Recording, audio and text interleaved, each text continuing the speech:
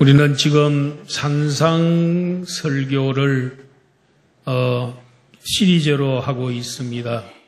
팔복에 대해서 2주에 걸쳐서 했고요. 지난주에는 너희는 세상에 소금과 빛이라는 제목으로 말씀드렸고, 오늘은 천국 시민과 율법이라는 제목으로 말씀을 드리겠습니다. 첫째로 우리가 생각할 것은 율법을 완전케 하려 오신 예수님입니다. 17절 말씀 다 같이 한번 읽어봅니다. 시작. 내가 율법이나 선지자를 폐하러 온 줄로 생각하지 말라. 폐하러 온 것이 아니요 완전하게 하려 함이라. 예수님이 이 세상에 오신 목적은 율법과 선지자를 폐하러 온 것이 아니고 완전하게 하러 오셨다고 오신 목적을 분명하게 하시면서 예수님은 자신과 율법이 어떤 관계가 있는지를 말씀을 하고 있습니다. 이 구절에서 말하는 율법과 선지자는 무엇일까요? 그때 당시에 사람들은 구약 성경을 표현할 때 율법과 선지자 이렇게 요약을 할 수 있었습니다.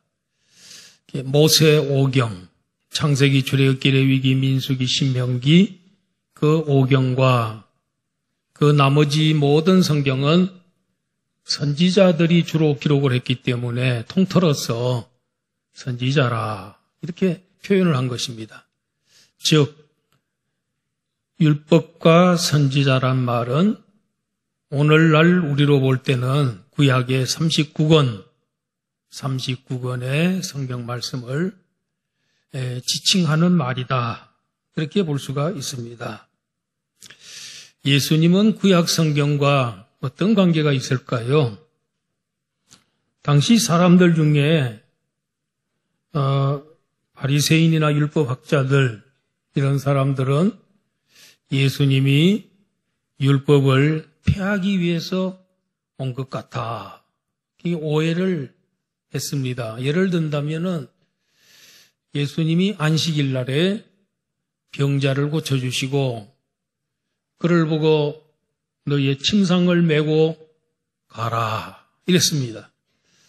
안식일 날에 일을 하면 안 되고 또 무거운 짐을 져도 안 되는데 병 고쳐주는 것까지는 모르겠는데 그 병상을 짊어지고 가라.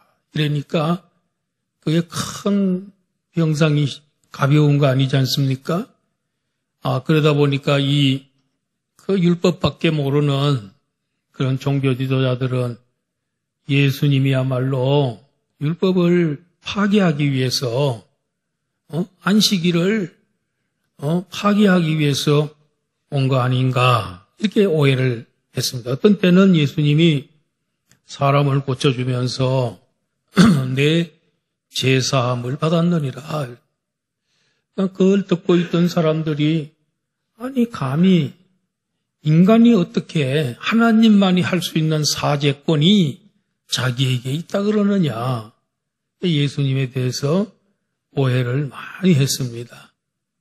그런데 우리 예수님은 안식일 날에 병을 고쳐주는 거, 그 사람은 이 병으로 인해서 수십 년 동안 그 병에 얽매여서 참된 자유와 기쁨이 없이 살아왔는데 그 사람을 해방시켜주고 그 참된 평안을 누리게 한 그게 무슨 안식일이 위배되는 일이냐. 내가 안식일의 주인인데 내가 안식일 만든 장본인인데 내가 기쁘대는데 내가 좋다는데 내가 죄가 안 된다고 말하는데 너희들이 왜 죄라 그러느냐. 속으로 그렇겠죠. 그리고 우리 예수님은 또 성부, 성자, 성령 삼위일체 하나님이기 때문에 그분은 죄를 사하는 권세가 있습니다. 사죄권이 그분에게 있습니다. 예수이 누군지를 몰랐기 때문에 사람들이 율법을 폐하러 온 것이고 또 하나님 말씀에 어긋나는 일을 예수가 하고 있구나. 이렇게 오해를 하게 된 것입니다. 구약 성경은 예언의 책이고 신약 성경은 성취의 책입니다. 구약의 모든 예언을 예수님이 오셔서 다 성취하셨습니다. 그런 의미에서 율법과 선지자를 폐하러 온 것이 아니고 완전하게 하려 오신 것입니다. 이 율법에 많은 법이 있지만은 그 법을 세 가지로 분류할 수 있습니다. 첫째로는 도덕법, 둘째로는 의식법, 셋째는 시민법. 이 세 가지로 분류할 수 있는데 어떤 것은 그대로 존속되고 신구약 다 그대로 존속되고 어떤 것은 없어지고 또 폐지되고 그런 것처럼 보입니다. 한번 살펴보도록 하겠습니다. 첫 번째로 도덕법입니다. 일명 윤리법, 하나님과 나와의 관계, 사람과 사람 사이의 관계, 이걸 이제 도덕법, 윤리법 그럽니다. 도덕법은 십계명으로 표현이 되어 있습니다. 십계명은 구약시대의 성도들도 그대로 지켜야 되고 신약시대의 우리 성도들도 십계명은 그대로 지켜야 됩니다. 왜냐하면은 구약시대는 애굽에서 구속받은 그 이스라엘 백성들에게 하나님 주신 하나님 천국의 헌법이에요. 하나님의 뜻이에요, 그게. 그래서 지켜야 되고.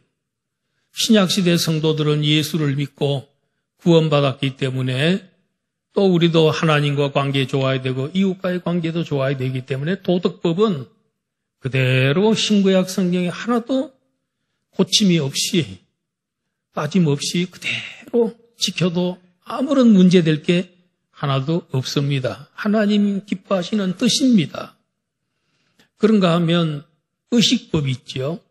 의식법은 제사 드리는 거, 그리고 절기를 지키는 거, 소나 염소나 양이나 비둘기 이런 것들을 구약시대는 잡아서 피를 흘리고 또 제물을 태워서 하나님 앞에 드렸습니다. 이런 의식법 오늘 신약시대에 오늘날의 교회에서 짐승을 잡아서 제사 드리는 교회 있습니까? 드려서도 안 되고 한 교회도 없습니다. 그건 왜냐하면 예수 그리스도가 그 모든 것을 십자가에 죽어주심으로써 성취하셨기 때문에 그렇습니다. 구약의 모든 제사제도 의식은 하나의 그림자라고 한다면 예수님은 원형이시고 그게 모형이라고 한다면 예수님은 실체시고 그림자고 예수님 십자가 죽음은 실체시고 그렇기 때문에 이제 예수님이 다 모든 것을 최종적으로 오셔서 성취하셨기 때문에 더 이상 제사 드려서도 안 되고 드릴 필요도 없게 되었습니다. 그렇기 때문에 의식법은 예수님이 완성하신 것입니다. 그러면 하나 남았지요. 시민법입니다. 국가법입니다. 이스라엘 구약시대 이스라엘 백성들에게 주신 시민법이 있는데 그 시민법 속에는 뭐가 있을까요? 12지파에게 땅을 분배하는 거, 그 다음에 군사로 모집하는 거, 도피성 제도, 형수지수법 이런 게 있지 않습니까? 근데 이게 오늘날 우리 신약교회가 그대로 지킵니까? 안 지킵니다. 그거는 구약시대 이스라엘 백성들에게 국한된 그런 법이었기 때문에 그렇습니다. 오늘날에 우리 교회에 무슨 도피성 제도가 있습니까? 또 12지파 만들어가지고 그렇게 합니까? 신천지 외에는 뭐 없습니다. 12지파 가지고 만들어 놓고 그런 거 없지요. 형수지수, 형님과 사이에서 자식을 못 낳습니다. 근데 그 대를 이어주기 위해서 동생이 형수를 취함으로 인해서 대를 이어주는 거. 이거는 구약시대에는 있었는데 신약시대 교회는 없습니다. 그런데 그 대신 우리가 그 국가법이나 시민법 이런 것들은 하나님이 무슨 의도를 가지고 그렇게 했나, 그 취지, 또 그거에 대한 의도, 이런 속에 좋은 뜻이 있습니다. 그래서 그런 것은 우리가 취해서 오늘날 우리들이 잘 하면 되겠죠. 예를 들어서 도피성 제도가 있는데 어떤 사람이 실수로 사람을 죽였어요. 그래서 이 사람이 도피성으로 도망을 갑니다. 만약에 도망가지 아니하면은 사람들이 피해를 입은 피의자의 가족들이 사람을 화가 나서 죽일 수도 있거든요. 그래서 도피성으로 일단 들어가면 도피성에 있는 제사장들이 재판을 하고 다 모든 것을 처리를 하는 그런 거지. 오늘날로 말하면 법이 있듯이 말이죠. 이 나라의 그 법원에서 이 모든 것을 처리하듯이 그런 제도지요. 그래서 우리도 교회 안에서 누가 실수로 무슨 일을 했을 때 그 사람을 우리가 잘 당회가 심리를 해가지고 그걸 판단을 잘해서 처리하는 거, 그게 얼마나 좋은 일입니까? 그 당회가 바로 도피성과 같은 것이에요. 이런 것을 그 법은 없어졌지만은 그 의도, 중심 그 취지는 우리가 잘 살려서 교회 안에서 그것을 살리면 좋다 하는 그 말입니다. 예수님은 자기가 이 구약 성경과 자기를 예수님이 연관을 지으면서 구약 성경을 존중히 여겼어요. 그리고 구약 성경이 바로 나를 가르쳐서 기록한 책이다 하고 말씀을 하셨어요. 그걸 우리 한번 살펴봅니다. 누가복음 24장 27절. 이건 예수님 부활하신 날 엠마오로 내려가던 두 제자가 부활하신 예수님이 그들 중에 갑자기 나타났습니다. 나가지고 너희들이 무슨 말 주고받느냐, 왜 그 근심이 있느냐 그랬더니 당신은 그 예루살렘에서 오늘 일어난 일을 모릅니까? 예수라는 그분이 죽었다가 살아났다 그럽니다. 여자들이 무덤에 가서 살아났다는 것을 확인하고 제자들에게 알려줬다는데 그 놀라운 일을 당신 모릅니까? 그래서 예수님이 그때부터는 자, 이 구절대로 한번 다 같이 한번 읽어보겠습니다. 시작. 이에 모세와 모든 선지자의 글로 시작하여 모든 성경에 쓴 바 자기에 관한 것을 자세히 설명하시니라. 예수님이 그들에게 아마 제가 생각할 때는 이 메시아에 관계되는 구절들, 율법서에 있는 거, 선지서에 있는 거, 모든 성경, 시편도 있잖아요. 그 시편 그 외에 잠언, 전도 다 있는데 그런 것들을 속에서 예수님 자기에게 예언한 것, 관계되는 것들을 다 뽑아가지고 설교를 해주셨어요. 설명을 했다는 말은 설교했다는 말이에요. 그랬더니 그들의 마음이 즐겁고 눈이 나중에 이제 기도하니까 눈이 밝아졌어요. 그 길로 그들이 예루살렘으로 가가지고 제자들에게 우리 예수님 길에서 만났다 이러면서 증거하는 일이 있지 않았습니까? 그러니까 구약은 예수님이 오실 것을 예언한 책이고 신약은 오신 예수님에 관해서 기록한 책입니다. 구약이 나무의 뿌리라면 신약은 나무의 열매라고 할 수가 있습니다. 그 신구약 성경의 주제가 뭐냐 얘기한다면 오직 예수 그리스도. 구약도 예수님에 관한 오실 예수에 관한 책이고 신약은 오신 예수에 관한 책입니다. 여러분. 그리고 신구약은 그 주제가 오직 예수라는 것을 보여주고 있습니다. 그런데 그 구약을 예수님이 왜 그 구약을 폐지하겠습니까? 그 구약 성경을 왜 파괴하겠습니까?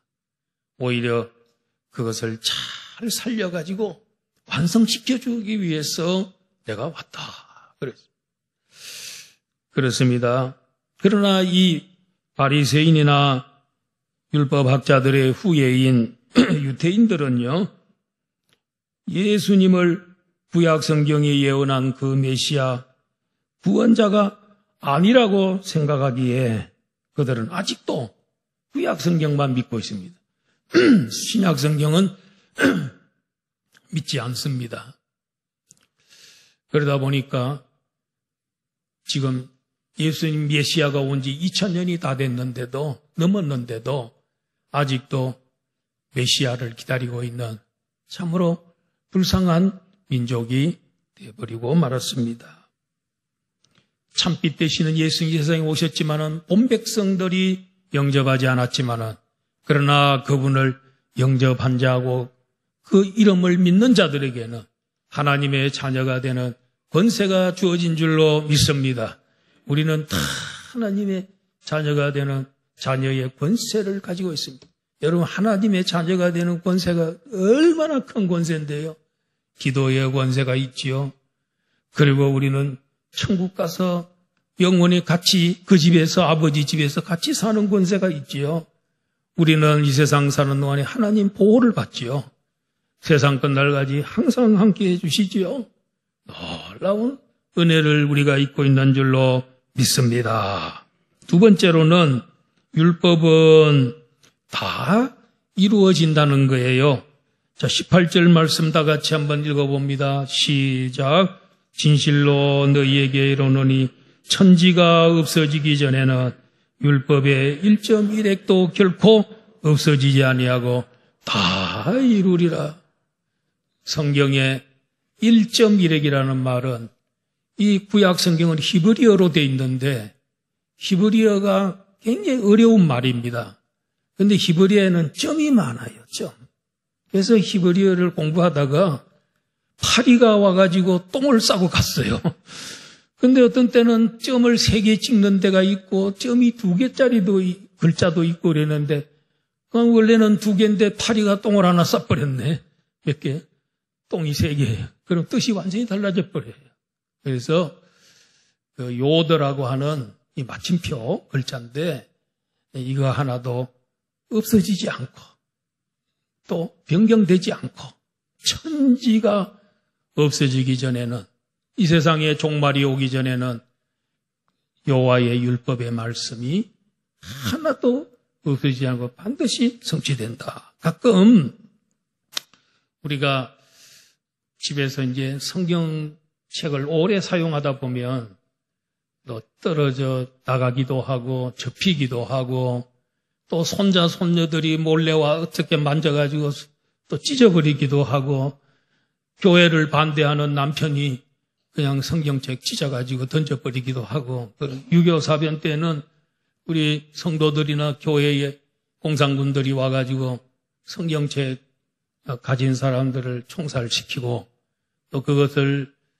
불태워버리고 발로 짓밟아버리고 그렇게 하고, 또 북한 같은 경우에는 3,000개 교회가 있었는데 그 3,000개 교회들이 6.25 사변 이후로 다 없어져 버리고 말았습니다.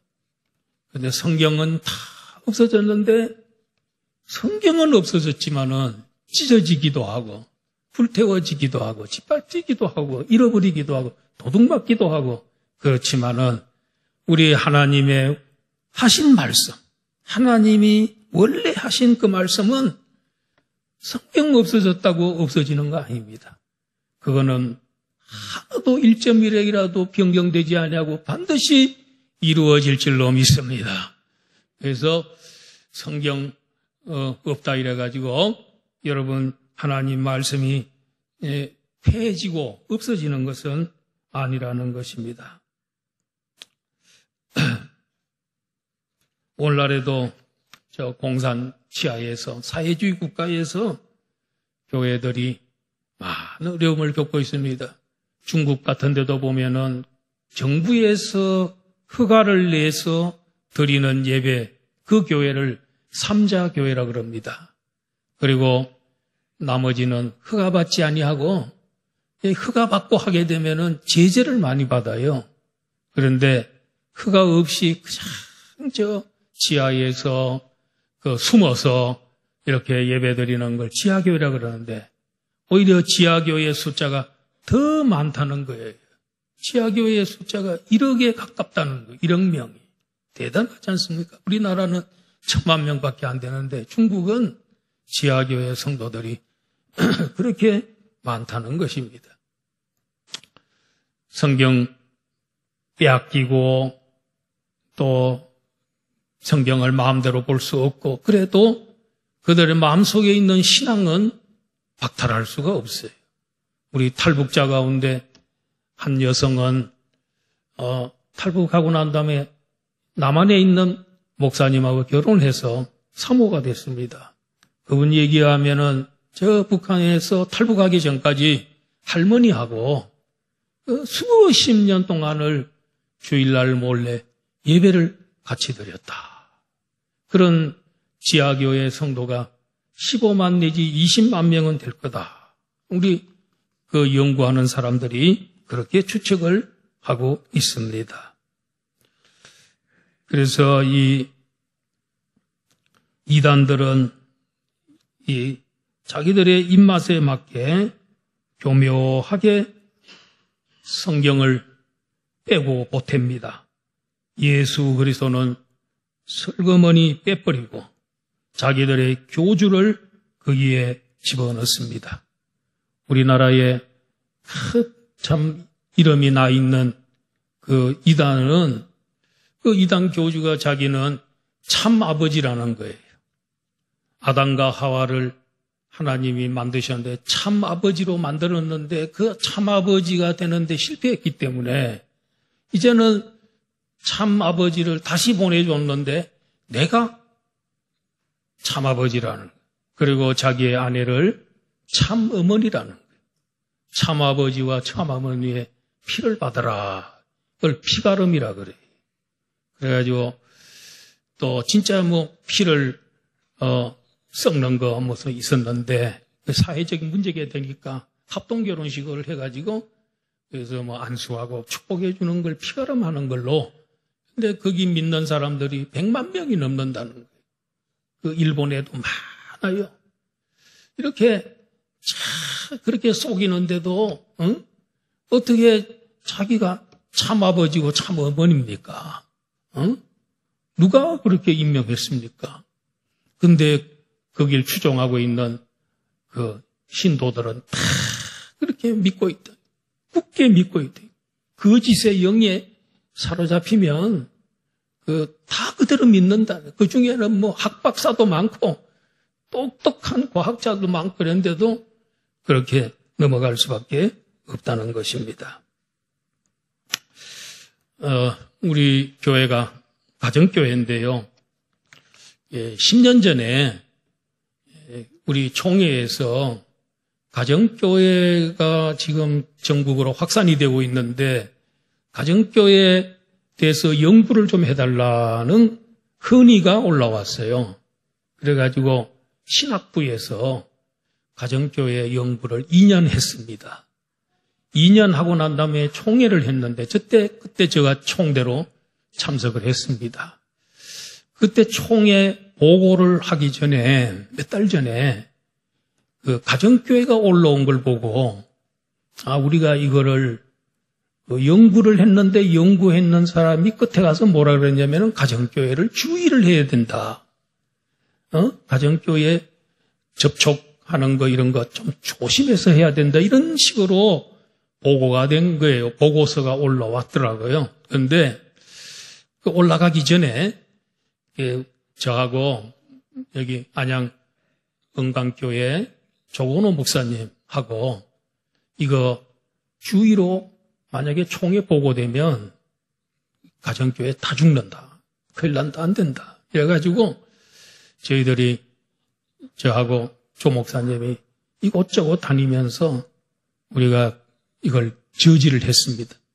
그런데 총회하는 날 그 신학부 서기 되시는 목사님이 보고하러 나왔습니다. 나왔는데 원래 보고서 엄청나게 두껍고 그런 보고서에는 주의하라로 돼 있었는데 이분이 딱 나오더니 뭐라 그러냐면은 가정교회 문제에 대해서는 미래 목회에 좋은 대안이 된다. 가정교회 신학적으로나 이런 무슨 교리적으로 아무런 문제가 없다. 그러니까 가정교회는 그저 단지 용어상으로 뭐 목자, 목녀, 목부 뭐 이게 막 처음 들어보는 거니까 목녀 그러니까 그런 언어 같은 거 명칭 문제는 담임 목사님이 알아서 지도를 해라. 이 뭐로 바뀌었냐면 주의에서 지도로 바뀐 거예요. 그래서 그게 보고가 나오길래 저하고 수지제일교회 박경남 목사님하고 둘이 총대로 참석을 했는데 앞자리로 나가가지고 보고하자마자 제가 그대로 받기로 동의합니다.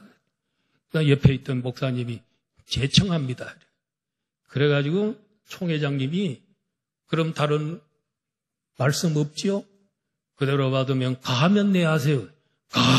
예 이래가지고 그 자리에 통일됐어.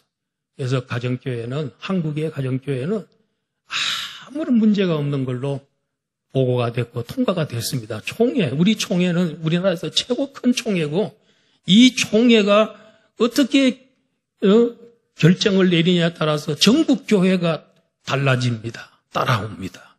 그래서 됐는데 요 근래에 보니까 5년 전에 말이죠. 10년 전에 결정했는데 5년 전에 이단 백서라는 책에 가정교회가 들어있어요. 저는 그걸 몰랐어요. 그런데 2025년도에 가정교회 백서가 요번에 총회 때 또 올라온다는 거예요. 그런데 가정교회가 들어있다는 소문이 와 있어요. 그래가지고 우리 조건호 목사님하고 저하고 이거 큰일 난다 이거. 이 2단 명단 58개 명단에 가정교회가 들어있다 그러면 사람들이 잘 안 본다 읽어보지도 않고 그냥 들어있구나 이렇게 되면 큰일 나니까 이거 빼자.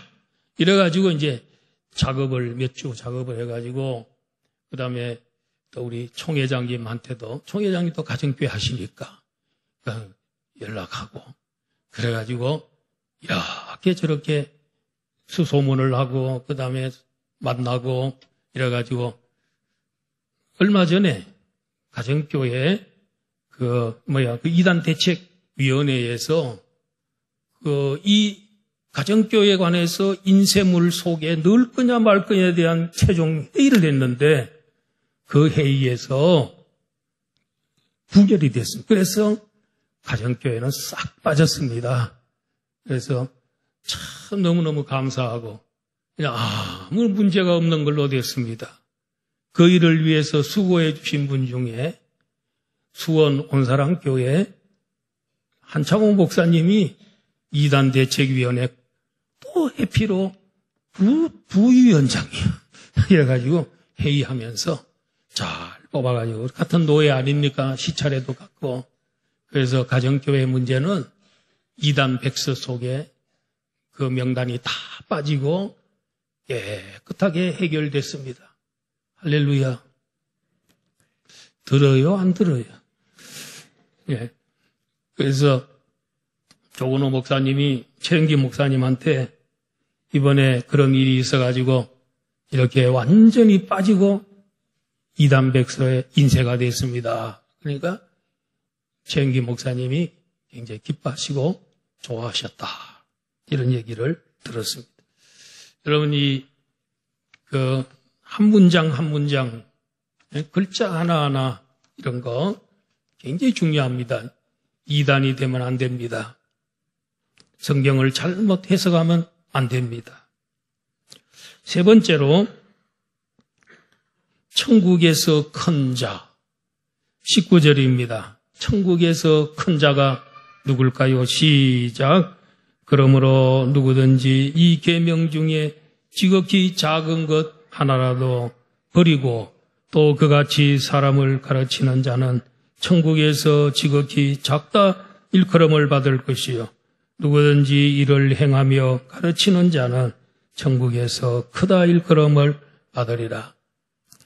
천국에서 큰 사람이 있고 천국에서 하나님이 보실 때 작은 자가 있다는 거예요. 하나님이 보실 때 큰 자, 천국에서 큰 자는 누굽니까? 이 하나님의 율법의 말씀 가운데 지극히 작은 것 하나라도 그거를 소홀히 여기지 않고 그걸 크게 보고 귀하게 여기고 자기가 그것을 행하면서 다른 사람에게도 그것을 잘 가르쳐주는 사람, 이런 사람은 천국에서 큰 자라는 거예요. 천국에서 큰 자는 이 세상에서 성공한 사람, 돈 많이 번 사람, 잘생긴 사람, 덩치가 큰 사람, 힘이 있는 사람이 큰 자가 아니고 지극히 작은 하나님 말씀 하나라도 소홀히 여기지 아니하고 이거 지키려고 애를 쓰고 그거를 그 하나님 뜻을 이루려고 노력을 하고 그러면서 다른 사람에게도 그것들 하나 사소한 것도 빼지 않고 다 가르치는 사람, 이런 사람이 큰 자라는 것입니다. 그래서 건축을 할 때도 보면은 어떤 건축자는 외형적으로 웅장하게 화려하게만 집을 지으려는 사람이 있고요. 그러나 어떤 건축가는 세부적인 부분을 잘 신경을 써가지고 짓는 기초도 튼튼히 하고 보이지 않는 부분을 더 중요하게 생각하면서 건축하는 건축가가 있습니다. 비가 내리고 창수가 나고 지진이 일어나면요. 정말 그 외형만 했던 그 건물은 무너져 내립니다. 그런데 기초를 보이지 않지만 기초를 튼튼히 하고 철근도 제대로 집어넣고 방수도 제대로 하고 그런 잘 져놓는 집은 비가 많이 와도 물이 새지 않습니다. 그런 것처럼 오늘 우리도 지극히 작은 것 하나라도 소홀히 여기지 아니하고 가르치는 것, 그리고 그걸 귀하게 여기는 것이 중요하다는 것입니다. 리빙스톤이라는 독일의 의사는 의사 생활을 하다가 성경 구절 하나 때문에 그거에 감동을 받고 의사직을 포기하고 아프리카에 선교사로 갔습니다. 리빙스톤입니다. 그가 감동받은 성경 구절 하나가 뭘까요? 마가복음 16장 15절 시작. 또 이르시되 너희는 온 천하에 다니며 만민에게 복음을 전파하라. 너희는 온 천하에 다니면서 만민에게 복음을 전하라는 말씀, 음성을 듣고 감동받아서 아프리카로 가가지고 선교하던 유명한 선교사입니다. 근데 또 한 분을 소개합니다. 알렉산더 피터스. 우리나라 이름은 피덕이라고 자신이 우리나라 이름을 바꿨습니다. 피터스를 피덕이라고 지었습니다. 이분은 유명한 분입니다. 이분은 원래 러시아에서 살았는데 정통 유대인 출신입니다. 유대인들이 러시아에서 많이 옛날에 가 살았습니다. 그런데 러시아가 가난해지고 어려워지자 유대인들을 굉장히 미워했습니다. 그래서 어떤 사람은 미국으로 이민 가고, 근데 이분은 미국으로 가지 아니하고 일본으로 왔습니다. 일본에 와가지고 선교사를 만나게 되고 세례를 받고 그가 참 깊은 은혜를 받았습니다. 그리고 난 다음에 이분이 이제 미국으로 잠깐 가가지고 공부를 했는데 미국의 그 시카고에 있는 그 학교에서 공부를 하게 됐습니다. 맥코믹이라는 신학교가 있습니다. 거기서 너무 성적이 좋아서 독일에서 장학금도 주면서 유학 오라고 했는데도 그거 다 뿌리치고 나는 조선으로 가겠다. 1800년도 후반이니까 조선 땅으로 가겠다. 이래가지고 그분이 오게 됐는데, 이분은요 와가지고 이 누가복음, 마가복음, 쪽복음을 들고 전국을 다니면서 전도했습니다. 언어의 천재였습니다. 2년 만에 한국말을 정말 완전 통달을 할 정도로 언어의 천재였습니다. 그는 또 유대인 출신이다 보니까 히브리어, 구약 성경 히브리어에 대해서는 도통한 그런 사람입니다. 그런데 그가 미국으로 건너가서 공부하고 결혼하기 위해서 갔다가 사모님하고 왔는데, 사모님이 33세 때 폐결핵으로 하늘나라로 가시게 됐습니다. 그런데 그는 한국에 계속 남아 있으면서 꾸준히 성경 번역을 했습니다. 히브리어 구약 성경도 잘 알지, 한국말 도통했지. 그래서 이분이 1938년도에 우리나라의 구약 성경을 우리나라 말로 번역을 했습니다. 그게 개역 성경입니다. 우리가 이 개역 성경 가지고 수십 년을 우리가 썼습니다. 우린 지금 그 개역, 그 피덕 목사님이 번역한 것을 개정한 게 개역 개정판이잖아요. 개역 개정판. 이걸 쓰는데, 이 개정판 할 때 개역 성경을 많이 거의 다 참석하고 또 몇 개만 고쳤습니다. 그 정도로 성경 번역을 참 열심히 해주신 그런 분, 우리 대한민국을, 한국을 사랑했던 그런 분이 바로 피덕 목사님이라는 것이죠. 번역을 하려면 한 구절 한 구절을 신경을 써야 되고, 문법에 맞는가, 그리고 또 맞춤법도 맞아야 되고요. 한국말도 능통해야 됩니다. 한국 사람을 사랑해야 그렇게 할 수 있습니다. 그런 훌륭한 분들이 우리 한국교회에 있었다는 것입니다. 자, 하나님 말씀 한 군데 보겠습니다. 요한계시록 10장 10절, 요한계시록 10장 10절 시작.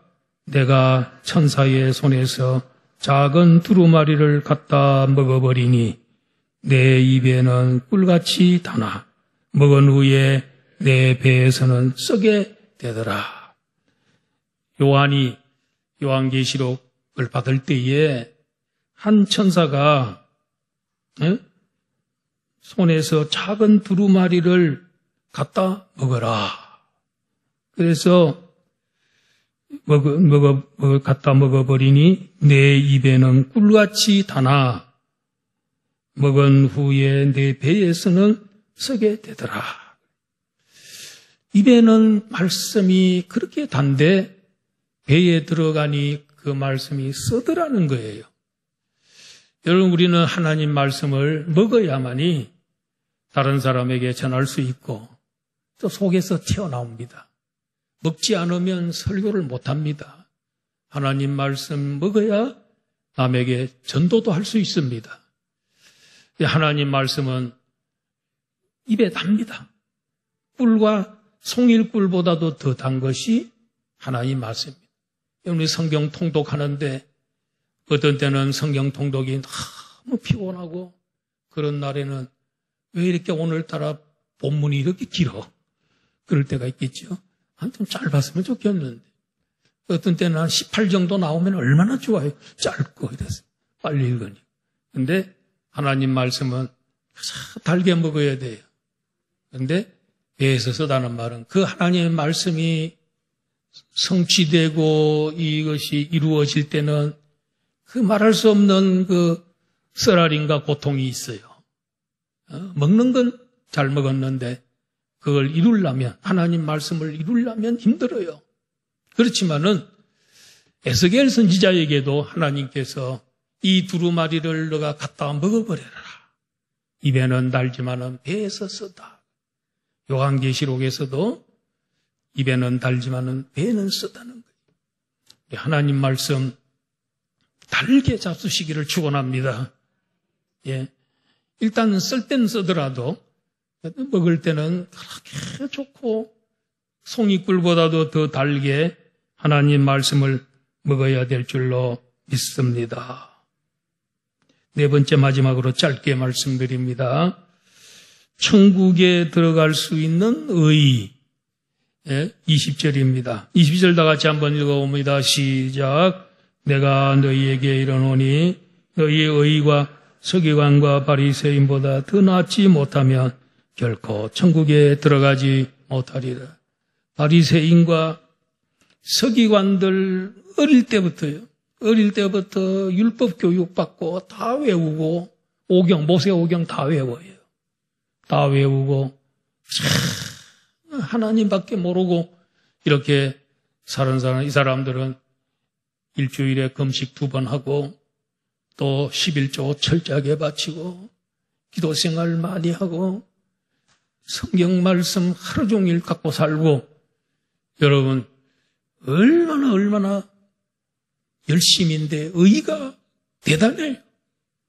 그런데 예수님 뭐라 그러냐면 너희들의 의가 제자들 보고 저 서기관과 바리새인들보다도 더 낫지 않으면 천국에 갈 수 없다. 이런단 말이에요. 어떻게 우리가 바리새인과 서기관들 그들의 의를 능가할 수 있겠습니까? 근데 그들의 문제가 뭐냐면 그들은 이렇게 열심으로 하나님 위해 살고 내가 행하고 율법 지키고 그렇게 하면은 하나님 날 구원시켜 주겠지. 행해야 구원받는 줄 알았어요. 그래서 쫄뚝살뚝 모르고 하는 거예요. 근데 우리들은 거기에 비하면 우리가 율법을 알았습니까? 뭘 알았습니까? 근데 우리는 그런 의는 없어요. 율법 지키고 열심히 내고 그런 건 없는데 우리에게 의가 주어졌는데 예수 그리스도를 믿음으로써 하나님이 주신 의, 하나님께서 우리에게 주신 그 구원, 이것이 우리에게 있다. 이거는 바리새인들의 의보다도 바리새인들이 아무리 의롭게 해도 모든 사람은 죄를 범하였으며 하나님의 영광에 이르지 못하는 모두가 죄인이기 때문에 아무리 죽도록 고생해도 구원받을 사람 한 명도 없어요. 자기의 의로 자기의 행함으로 구원받을 수 없어요. 그런데 우리는 내가 구원받을 자격이 없지만 예수 그리스도를 의지하고 믿음으로써 우리에게 주어진 의로 구원받고 하나님의 자녀가 되어 우리가 성화의 길을 걷고 천국을 맛보고 있는 줄로 믿습니다. 그래서 너희들의 의가 훨씬 그들보다 더 월등한 거고 완벽한 거야. 그러나 우리들도 바리새인과 서기관들처럼 율법 지키려고 애를 쓰고 그대로 살려고 노력하는 게 하나님을 기쁘게 하는 것이고 그게 하나님 뜻이기 때문에 그렇게 해야 되는 거야. 예수님이 의롭게만 해준다고 모르겠다. 아무렇게나 살자. 이건 안 된다는 거예요. 그들의 의보다도 더 나아야 된다는 거예요. 왜? 구원받았으니까. 그들보다도 더 잘 지켜야 되고 그들보다도 더 하나님 잘 섬겨야 되고 그런 뜻으로 예수님이 우리에게 말씀하셨습니다. 로마서 3장 28절 읽습니다. 시작. 그러므로 사람이 의롭다 하심을 얻는 것은 율법의 행위에 있지 않고 믿음으로 되는 줄 우리가 인정하노라. 할렐루야. 오늘 우리가 부족하지만은 우리 하나님의 의를 우리에게는 의가 없어요. 그런데 예수 믿으니까 하나님이 우리에게 의를 주셔서 입혀주셨어요. 예수로 옷 입었어요. 빛의 갑옷을 입고 있어요. 의의 옷을 입고 있는 거예요. 할렐루야. 오늘 이런 축복이 우리에게 있는 줄로 믿습니다. 자, 결론 맺습니다. 예수님은 율법이나 선지자를 폐하러 오지 않고 완전케 하려 오셨습니다. 천지는 없어져도 율법의 1.1획도 결코 없어지지 않고 다 성취됩니다. 말씀 붙잡아야 됩니다. 우리 지극히 작은 것 하나라도 지키며 가르치는 자가 하나님 앞에서 큰 사람이요 대인입니다. 우리의 의는 예수님을 믿음으로 주어졌습니다. 그리고 그들과는 다릅니다. 이런 은혜를 입었으니 바리새인들, 서기관들보다도 더 잘 지키고 더 우리 하나님 기쁘게 하며 살아가는 성도들이 되기를 주의 이름으로 축원합니다.